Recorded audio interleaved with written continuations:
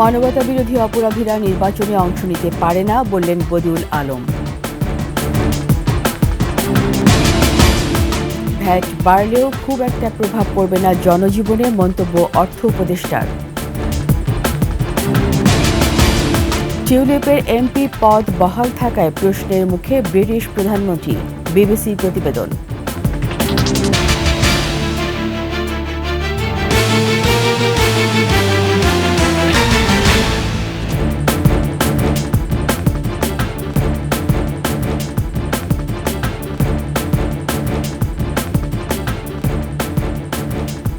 শুনছিলেন সংবাদ শিরোনাম। আমন্ত্রণ দুপুরে ২১-এর সংবাদের সাথে আছি আমি রীতা চৌধুরী। দর্শক, ২১ টেলিভিশনের সংবাদ একই সাথে সরাসরি দেখতে পাবেন আমাদের ফেসবুক পেজ www.facebook.com/2124 অনলাইনে। সাবস্ক্রাইব করতে পারেন www.youtube.com/@21tv চ্যানেলে। ভ্যাট বাড়লেও খুব হবে না বলে মন্তব্য করেছেন অর্থ উপদেষ্টা ডক্টর সালেউদ্দিন আহমেদ। সচিবালয়ে অর্থনৈতিক ও সরকারি ক্রয় সংক্রান্ত বিষয় সংক্রান্ত উপদেষ্টা পরিষদ কমিটির সভা শেষে কথা বলেন তিনি। কি রেশনাল সেটা কিছুদিন পর আপনি জানতে পারবেন। আর বাজেটের সময় আমি বলেছি যে এখন ভ্যাটের ব্যাপারটা দেখেছি, কিন্তু বাজেটে যে মেইন যেগুলো থাকবে ট্যাক্সগুলো সেখানে আমরা ওটাকে আরো ভালোভাবে সমন্বয় করবো, সেটা হলো মেইন ইনস্ট্রুমেন্ট আমার। যারা মানবতাবিরোধী অপরাধ করেছে, নির্বাচনকে প্রশ্নবিদ্ধ করেছে, তারা নির্বাচনে অংশ নিতে না পারে এ বিষয়ে সুপারিশ করা হয়েছে বলে জানিয়েছেন নির্বাচন ব্যবস্থা সংস্কার কমিশনের প্রধান ডক্টর বদিউল আলম মজুমদার। রাজধানীতে নির্বাচন ব্যবস্থা সংস্কার আলোচনায় তিনি বলেন, যারা বিচারিক আদালতে দোষী সাব্যস্ত হয়েছে তাদের নির্বাচনী ব্যবস্থা থেকে দূরে রাখার সুপারিশ করা হয়েছে। কমিশন কাউকে নির্বাচন থেকে দূরে রাখতে চায় না, তবে যারা খুন ও গুমের সাথে জড়িত তাদের রাষ্ট্র পরিচালনায় আসা কোনোভাবেই কাম্য নয়। যারা গুরুতর মানবতা বিরোধী অপরাধ করেছে, ফেরারি আসামি, যারা আমাদের নির্বাচনী ব্যবস্থাকে ভেঙে ফেলার ব্যাপারে বড় ভূমিকা, ভয়াবহ ভূমিকা পালন করেছে, তারা যেন নির্বাচনী অঙ্গন থেকে বিচারিত হয়, এটা আমরা চেষ্টা করেছি বিচারের আদালতে বা আন্তর্জাতিক অপরাধ আদালতে অপরাধী সাব্যস্ত হলে তারা যেন নির্বাচনে অংশগ্রহণ করতে না পারে, ফেরারি আসামিরা যেন নির্বাচনে অংশগ্রহণ করতে না পারে। দুর্নীতি অভিযোগে যুক্তরাজ্যে এমপি পদ থেকে টিউলিপ সিদ্দিককে সরাতে কিয়ার স্টারমারকে সরকারের উপর চাপ বাড়ছে। ব্রিটিশ সংবাদ মাধ্যম বিবিসির প্রতিবেদনে বলা হয়, দুর্নীতির অভিযোগে মন্ত্রী পদ থেকে সরে দাঁড়ালেও টিউলিপ সিদ্দিক এখনও কেন এমপি পদে বহাল রয়েছেন এ নিয়ে প্রশ্নের মুখে পড়েছেন স্টারমারের সরকার।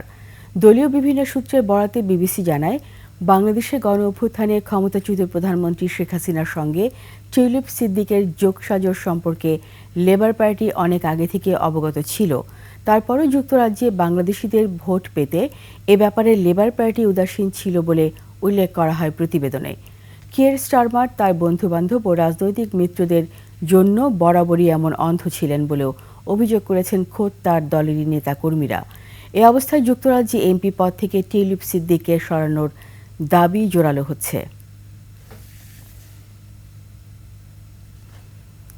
যুক্তরাষ্ট্রের ৪৭তম প্রেসিডেন্ট হিসেবে শপথ নেয়ার পর একের পর এক নির্বাচনী আদেশে সইয়ের ঝড় তোলেন ডোনাল্ড ট্রাম্প। এর মধ্যে রয়েছে প্যারিস জলবায়ু চুক্তি থেকে বের হয়ে আসা, জন্মসূত্রে যুক্তরাষ্ট্রের নাগরিকত্ব পাওয়ার অধিকার বাতিল, অভিবাসীদের বিতাড়িত করা, সীমান্তে কড়াকড়ি আরোপ সহ মূল্যস্ফীতি নিয়ন্ত্রণ সংক্রান্ত আদেশ। ক্ষমা ঘোষণা করেন ক্যাপিটাল হিল দাঙ্গায় জড়িত ১৫০০ আসামিকে। বিশ্লেষকরা বলছেন, এসব আদেশের অনেকগুলোই আদালতে চ্যালেঞ্জের মুখে পড়বে। দুলি মল্লিকের ডেস্ক রিপোর্ট। মার্কিন প্রেসিডেন্ট হিসেবে শপথ নেয়ার পর ওয়াশিংটন ডিসির ক্যাপিটল ওয়ান অ্যারেনার মঞ্চে হাজির হন ডোনাল্ড ট্রাম্প। অন্তত ২০,০০০ সমর্থকের সামনেই শুরু করেন নির্বাহী আদেশে সই করা। শুরুতে বাতিল করেন বাইডেন আমলের ৭৮ নির্বাহী আদেশ। সই করার পর প্রত্যেকটি আদেশই জনতার উদ্দেশ্যে তুলে ধরে দেখান ট্রাম্প। একে একে প্যারিস জলবায়ু চুক্তি থেকে বের হয়ে আসা ফেডারেল সরকারের মত প্রকাশের স্বাধীনতা পূর্ণ প্রতিষ্ঠা সহ অন্তত 10টি আদেশ জারি করেন ট্রাম্প। সই করা শেষে জনতার উদ্দেশ্যে কলম ছুড়ে দেন ট্রাম্প।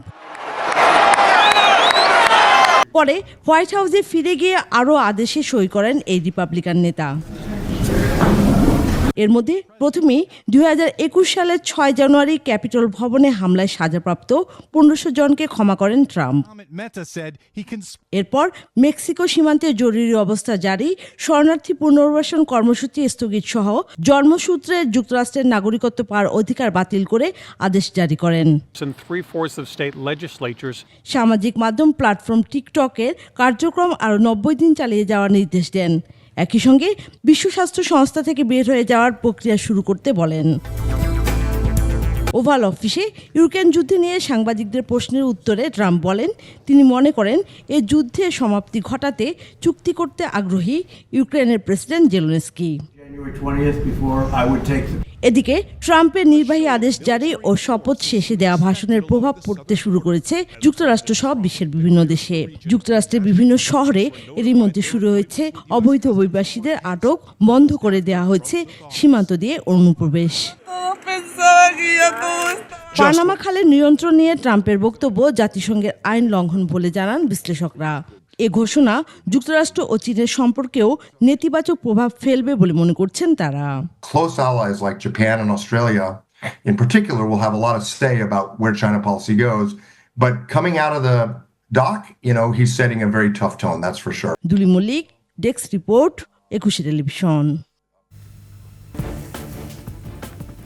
জলাবদ্ধতা নিরসনে চট্টগ্রামে 5 বছরেও 8,312 কোটি টাকা খরচ করে মেলেনি সুফল, অথচ 4টি প্রকল্পে বরাদ্দ দেওয়া হয় 14,349 কোটি টাকা, যার মধ্যে 2টির মেয়াদ শেষ হয় গত বছরের জুনে আর বাকিগুলোর মেয়াদ বেড়েছে আরও 6 মাস। এই অবস্থায় বর্ষা মৌসুমের আগেই প্রকল্পের গতি ফেরাতে চায় অন্তর্বর্তী সরকার। কাজে গাফিলতি পাওয়া গেলে ব্যবস্থা নেওয়ার কথা জানান উপদেষ্টারা। হাসান ফেরদৌসের রিপোর্ট। দেশের বাণিজ্যিক রাজধানী হিসেবে খ্যাত বন্দরনগরী চট্টগ্রামে জলাবদ্ধতার সংকট যেন শেষই হচ্ছে না। সামান্য বৃষ্টিতেই কোমর পানি যেন স্বাভাবিক ঘটনা। চট্টগ্রামবাসীকে এই সমস্যা থেকে মুক্তি দিতে এবার নড়ে চড়ে বসেছেন অন্তর্বর্তীকালীন সরকার। জলাবদ্ধতা নিরসনে নেয়া প্রকল্পগুলো বাস্তবায়নে বৈঠক করেন বিভিন্ন সংস্থার প্রতিনিধি সহ 3 উপদেষ্টা স্যারের নির্দেশনা অনুযায়ী বৈঠকে বিভিন্ন অনিয়ম তুলে ধরে ক্ষোভ প্রকাশ করেন নাগরিক আন্দোলনের নেতারা। তুলে ধরেন সম্ভাব্যত যাচাই ছাড়া নেয়া উদ্যোগগুলো। এই ড্রেনেজ প্রজেক্টটার জন্ম হয়েছে বিকৃতভাবে, বিকলঙ্গভাবে এবং বিকৃত ইচ্ছা শক্তি থেকে। জলাবদ্ধতার জন্য পাহাড় কাটাকে দায়ী করে সিডিএর ভূমিকা নিয়ে ক্ষোভ জানান বন ও পরিবেশ উপদেষ্টা। এটা দেশের আইন, পাহাড় কাটা যাবে না এবং আপনি সিডিএ হিসাবে আপনি আটকাবেন। পরিবেশ তার কাজ করলো না, ফেলে দিলাম পরিবেশকে, আপনি আপনার কাজ কতটুকুন করেন। এর আগে চট্টগ্রামের জলাবদ্ধতা প্রকল্পের কাজ পরিদর্শন করেন সড়ক পরিবহন ও সেতু উপদেষ্টা, ত্রাণ ও দুর্যোগ ব্যবস্থাপনা উপদেষ্টা এবং বন ও পরিবেশ উপদেষ্টা। কাজের অগ্রগতি নিয়ে ক্ষোভ প্রকাশ করে উপদেষ্টারা বর্ষার আগেই প্রকল্পের কাজের গতি আনার নির্দেশ দেন। আগামী বর্ষায় আমরা আসবো, বিশেষ করে যখন হয়ে যায়, জলমগ্ন হয়ে যায়, তাহলে নিশ্চয়ই আমরা যাদেরকে এই 4 জনকে যাদের দায়িত্ব দেওয়া আছে, আমরা এগুলো এসে দেখব। জলাবদ্ধতা নিরসনে 2017 সালে একনেকের সভায় 5,616 কোটি টাকা বরাদ্দ দেওয়া হয় সিডিএকে। দফায় দফায় প্রকল্পের মেয়াদ বাড়িয়ে আরও 3,000 কোটি টাকা বরাদ্দ নেওয়া হয়। সিডিএ ছাড়াও এই প্রকল্পে 1,620 কোটি টাকা খরচ করছে পানি উন্নয়ন বোর্ড। খাল খননে সিটি কর্পোরেশনকে 1,362 কোটি টাকা, কর্ণফুলী নদীর তীরে বেড়িবাঁধ কাম সড়ক নির্মাণে সিডিএকে আরও 2,779 কোটি টাকা বরাদ্দ দেওয়া হয়। হাসান ফেরদৌস, 21 টেলিভিশন, চট্টগ্রাম। এরই সাথে শেষ করছি দুপুরের 21 সংবাদ। যাবার আগে সংবাদ শিরোনামগুলো আরও একবার। মানবতা বিরোধী অপরাধীরা নির্বাচনে অংশ নিতে পারে না বললেন বদিউল আলম। ভ্যাট বাড়লেও খুব একটা প্রভাব পড়বে না জনজীবনে, মন্তব্য অর্থ উপদেষ্টার। টিউলিপের এমপি পদ বহাল থাকার প্রশ্নের মুখে ব্রিটিশ প্রধানমন্ত্রী, বিবিসির প্রতিবেদন।